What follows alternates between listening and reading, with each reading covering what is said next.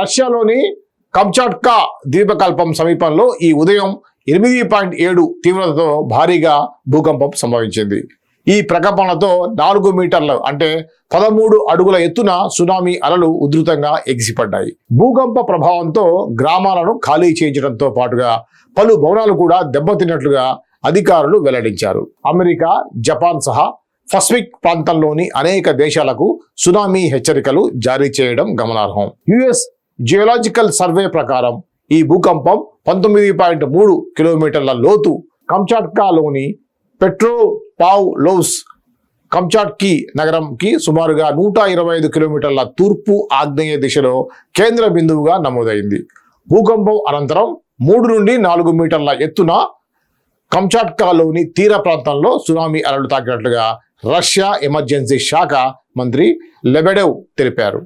ప్రజలు తీర ప్రాంతాలకు దూరంగా ఉండాలని ఆయన విజ్ఞప్తి చేశారు. యుఎస్ సునామీ వార్నింగ్ సిస్టమ్ కూడా తీవ్ర హెచ్చరికలు జారీ చేసింది.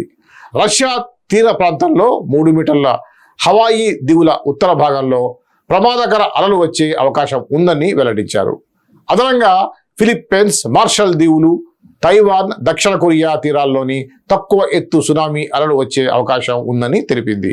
భూకంపం తర్వాత 6.9 తీవ్రతతో మరో ప్రకంపన కూడా సంభవించిందని అధికారులు తెలిపారు.